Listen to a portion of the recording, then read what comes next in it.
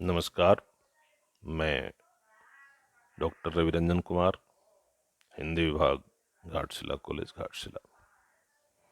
आज मैं पुनः स्नातक सेमेस्टर 5 के विद्यार्थियों के लिए कोर 11 का विषय हिंदी भाषा के साथ उपस्थित हूँ। पिछली बार हम लोगों ने हिंदी भाषा के विकास पर बात की थी और आपने उसका भरपूर आत्मसातीकरण किया, जैसा कि आपके कमेंट से हमें पता चला। तो आज हम बात करेंगे विकास का दूसरा रूप, कैसे अपभ्रंश से हिंदी आकर के विकास किया। तो अपभ्रंश के जो रूप थे वह रूप थे खस, ब्राचड़ और नागर, उपनागर, नागर, उपनागर, ब्राचड़, खस जो बाद में खस, मराठी, मागधी, अर्धमागधी, सौरसेनी। सौरसेनी अपभ्रंश से जो आधुनिक हिंदी का विकास हुआ उसमें पश्चिमी हिंदी यानी ब्रजभाषा, खड़ी बोली, बांगरू, कन्नौजी, बुंदेली, राजस्थानी, मेवाती, मारवाड़ी, मालवी, जयपुरी, गुजराती, ये सब राजस्थानी में आता है। तो इस तरह से सौरसेनी से हमारा पश्चिमी हिंदी और राजस्थानी हिंदी का विकास हुआ। पश्चिमी हिंदी में ब्रजभाषा, खड़ी बोली, बांगरू, कन्नौजी और बुंदेली आता है। राजस्थानी हिंदी में मेवाती, मारवाड़ी, मालवी, जयपुरी और गुजराती आता है। उसके बाद आता है अर्धमागधी। अर्धमागधी में हम पूर्वी हिंदी को स्थान देते हैं, जिसमें पूर्वी हिंदी में अवधी, बघेली और छत्तीसगढ़ी आती है। फिर उसके बाद आता है मागधी। मागधी में भोजपुरी, मैथिली, मगही, बंगला, असमी, उड़िया, यह इतनी भाषाएं हैं। खस में पहाड़ी भाषा जितनी भी हैं हमारे उत्तर भारत की पहाड़ी भाषाएं, वह खस में आते हैं। ब्राचड़ में पंजाबी, सौरसेनी से जो प्रभावित पंजाबी है, और पहाड़ी में जो सौरसेनी से प्रभावित पहाड़ी है वह पंजाबी और सिंधी, यह हमारे हिंदी भाषा के विकास के क्रम में आते हैं। महाराष्ट्री से मराठी का विकास हुआ। यद्यपि ग्रियर्सन ने यह मागधी से जो 3 भाषाएं निकली, भोजपुरी, मैथिली और मगही, इसको एक साथ रखकर उन्होंने बिहारी नाम भी ग्रियर्सन ने दिया, जॉर्ज अब्राहम ग्रियर्सन साहब ने। किंतु यह नाम बाद के विद्वानों ने कहा कि यह वैज्ञानिक नहीं है, और यह इसका कारण कि जिस तरह से बंगला एक भाषा है उसी प्रकार बिहारी कोई एक भाषा नहीं है। बंगला तो एक भाषा है, उड़िया एक भाषा है, असमी एक भाषा है, तो बिहारी तो एक भाषा नहीं है ना। यहाँ पर भोजपुरी है, मैथिली है, मगही है, अब तो अंगिका भी एक भाषा है, बोली है। तो यह बिहारी में तीनों भाषाओं में पर्याप्त अंतर है। बल्कि मैथिली तो अब 8वीं अनुसूची में भी आ गया है, संविधान की 8वीं अनुसूची में भाषाओं की उसको स्थान। दूसरी बात यह है कि भौगोलिक दृष्टि से भी बिहारी नाम बहुत संगत नहीं है, क्योंकि भोजपुरी का विस्तार बिहार से अधिक उत्तर प्रदेश में भी है। बनारस, मिर्जापुर, जौनपुर, गाजीपुर, बलिया, गोरखपुर, देवरिया, बस्ती और आजमगढ़ जिले में भी भोजपुरी बोली जाती है, जो उत्तर प्रदेश में है। इस प्रकार भाषिक रूपों को हम भौगोलिक रूप से दृष्टियों से नहीं देख सकते, इसलिए इसे बिहारी कहना, ग्रियर्सन साहब का ये बिहारी कहना उचित नहीं है, वैज्ञानिक नहीं है। खैर, तो हम देखते हैं सौरसेनी से विकसित पश्चिमी हिंदी का वह रूप। इसकी भी जैसा कि हम लोगों ने बात किया कि इसके भी 5 बोलियां हैं। 5 बोलियों में ब्रज भाषा, खड़ी बोली, बांगड़ू और कन्नौजी और बुंदेली। तो हम देखते हैं सबसे पहले ब्रज भाषा। ब्रज भाषा का साहित्यिक दृष्टि से बहुत महत्व है।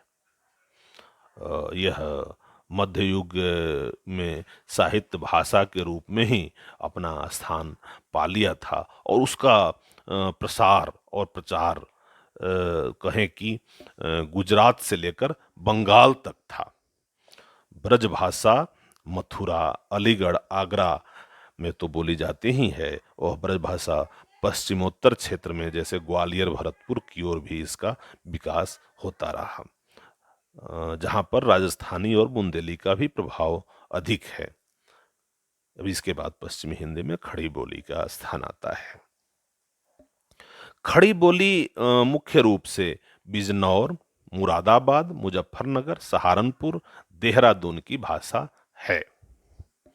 अंबाला और पटियाला के पूर्वी भाग भी खड़ी बोली की सीमा में पड़ते हैं। साहित्यिक दृष्टि से खड़ी बोली के दो रूप हो गए हैं आज के ये में, हिंदी और उर्दू। हिंदी में तत्सम शब्दों की प्रधानता है और उर्दू में अरबी फारसी शब्दों की। इन भाषाओं का भेद लिपि के कारण भी है। हिंदी देवनागरी लिपि में लिखी जाती है और उर्दू फारसी लिपि में। साहित्य और लिपि का अंतर मिट जाने पर हिंदी उर्दू में कोई भेद नहीं रहता। इसलिए कुछ लोग उर्दू को हिंदी की एक शैली मात्र मानते हैं। खड़ी बोली का आश्चर्यजनक प्रसार हुआ और आज यह संपूर्ण भारत की राजभाषा और संपर्क भाषा के रूप में गृहीत है। पिछली कक्षा में जैसा कि मैंने बताया था कि यह खड़ी बोली या हिंदी को विश्व की दूसरी सबसे बड़ी भाषा, बोली जाने वाली बड़ी भाषा में स्थान प्राप्त है, तो इसका महत्व इसी कारण से। बांगरू बांगरू जो है वह दिल्ली, रोहतक, करनाल, हिसार, पटियाला, नाभा इत्यादि जगहों पे बोली जाती है। राजस्थान और पंजाब की सीमा समीप होने के कारण राजस्थानी और पंजाबी का भी बांगरू पर प्रभाव है। बांगरू का दूसरा नाम हरियाणी भी है। हरियाणा में चूंकि वस्तुतः यह खड़ी बोली का ही एक रूप है, विभाषा इसे कहें, लेकिन यह बांगरू नाम हरियाणवी होने के कारण हरियाणा के सीमावर्ती क्षेत्रों में यह बोली जाती है। अब देखते हैं कन्नौजी। कन्नौजी का क्षेत्र अवधी और ब्रज भाषा के मध्य में पड़ता है। यह मुख्यतः फर्रुखाबाद में बोली जाती है, किंतु उत्तर में पीलीभीत, शाहजहांपुर और दक्षिण में इटावा और कानपुर के पश्चिमी भाग तक इसका प्रसार पाया जाता है। जिस प्रकार हरियाणी खड़ी बोली की विभाषा है, उसी प्रकार कन्नौजी भी ब्रज भाषा की विभाषा है। बुंदेली बुंदेली का क्षेत्र झांसी, हमीरपुर, जालौन, ग्वालियर, भोपाल, सागर, ओरछा, नरसिंहपुर है। मिश्रित रूप से इसका प्रयोग पन्ना, चरखारी, दतिया, दमोह, छिंदवाड़ा आदि के कुछ भागों में पाया जाता है। बुंदेली और ब्रजभाषा में अत्यधिक साम्य है। ब्रजभाषा, कन्नौजी और बुंदेली को एक ही बोली के विभिन्न रूप हम कह सकते हैं। अब राजस्थानी राजस्थानी के अंतर्गत हमने बात किया था कि 4 बोलियां हैं, मेवाती, मारवाड़ी, मालवी और जयपुरी। मेवाती का क्षेत्र उत्तरी राजस्थान के अलवर तथा हरियाणा राज्य के गुड़गांव जिले का निकटवर्ती भाग है। मेवाती पर ब्रजभाषा का भी प्रभाव है। उसके बाद है मारवाड़ी। मारवाड़ी का प्रयोग पश्चिमी राजस्थान, जोधपुर, उदयपुर, जैसलमेर, बीकानेर में होता है। यह पुरानी मारवाड़ी को ही हम डिंगल कहते हैं। उसके बाद है मालवी। मालवी मालवा की भाषा है जो राजस्थान के दक्षिण पूर्व भाग में पड़ता है। मालवी का केंद्र इंदौर है जो मध्य प्रदेश में है। जयपुरी राजस्थान के पूर्वी भाग में जयपुरी और हाड़ौती बोली जाती है। इसका क्षेत्र जयपुर, कोटा तथा बूंदी है। इस प्रकार राजस्थान में के उत्तर में मेवाती, पश्चिम में मारवाड़ी, दक्षिण में मालवी और पूर्व में जयपुरी का क्षेत्र है। अब आते हैं गुजराती। जैसा नाम से ही स्पष्ट है, गुजराती गुजरात की भाषा है। गुजराती का राजस्थानी और पश्चिमी हिंदी से अत्यधिक साम्य मिलता है। गुजराती की अलग लिपि है जो देवनागरी का ही रूपांतरण है और कैथी से मिलती जुलती है। गुजराती में विभाषाओं का भेद अधिक नहीं है। अब हम आते हैं पूर्वी हिंदी। पूर्वी हिंदी में 3 बोलियां हैं, अवधी, बघेली और छत्तीसगढ़ी। अवधी लखनऊ, फैजाबाद, सीतापुर, उन्नाव, रायबरेली, खीरी, गोंडा, बहराइच, सुल्तानपुर, बाराबंकी और प्रतापगढ़ में बोली जाती है। कानपुर, इलाहाबाद, फतेहपुर, मिर्जापुर तथा जौनपुर के कुछ हिस्से भी अवधी की सीमा में पड़ते हैं। तुलसीकृत रामचरितमानस तथा कई प्रेम काव्यों की भाषा के रूप में अवधी अस्थाई साहित्यिक महत्व की भाषा बन गई है। बघेली। बघेली का क्षेत्र अवधी के दक्षिण में पड़ता है। इसका क्षेत्र केंद्र रीवा है जो मध्य प्रदेश के और उत्तर प्रदेश के सीमा पर है, किंतु प्रसार जबलपुर, दामोह, मांडला, बालाघाट जिलों तक पाया जाता है। कुछ लोग बघेली को अवधी का रूप भेद मानते हैं। छत्तीसगढ़ी। छत्तीसगढ़ी अब तो छत्तीसगढ़ प्रांत भी हो गया है, लेकिन यह मध्य प्रदेश के रायपुर, अब ये छत्तीसगढ़ ही माने, छत्तीसगढ़ के रायपुर, बिलासपुर, नंदगांव, रायगढ़, खैरागढ़, सरगुजा, कोरबा आदि स्थानों पर बोली जाती है। तो यह छत्तीसगढ़ी अब हम छत्तीसगढ़ राज्य हो गया है, तो उस छत्तीसगढ़ के राज्य में बोली जाने वाली इन भाषाओं को कह सकते हैं। अब है भोजपुरी। भोजपुरी का नाम आधार जो इसके नाम से ही देखते हैं, तो भोजपुर नामक एक जिला है बिहार का, वहाँ से इसका ओरिजिन है। भोजपुरी का क्षेत्र लेकिन बहुत बड़ा है। यह उत्तर प्रदेश के बनारस, मिर्जापुर, गाजीपुर, जौनपुर, बलिया, गोरखपुर, देवरिया, बस्ती और आजमगढ़ तथा बिहार के शाहाबाद, पलामू, रांची, सारण, चंपारण जिलों में भी बोली जाती है। मैथिली। मैथिली का क्षेत्र गंगा के उत्तर दरभंगा, सहरसा, पूर्णिया जिले तथा मुजफ्फरपुर जिले का पूर्वी भाग है। मैथिली का ही रूप मुंगेर और भागलपुर में चलता है, जिसे अंगिका का नाम की एक नई संज्ञा दी गई है। मगही। मगही गंगा के दक्षिण में पटना और गया जिलों तथा हजारीबाग के कुछ भागों में बोली जाती है। हालांकि हजारीबाग अब झारखंड का एक जिला है। बंगला। बंगला बंगाल की भाषा है। बंगला के स्पष्ट रूप 2 हैं, पूर्वी और पश्चिमी। पूर्वी का केंद्र ढाका जो बांग्लादेश की राजधानी है, और पश्चिमी का कलकत्ता जो पश्चिम बंगाल की राजधानी है, पश्चिम बंगाल प्रांत की।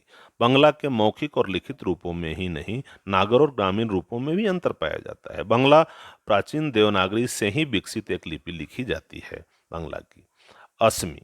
असमी या असमी असम की भाषा है, जिसकी बंगला से बहुत अधिक समानता है।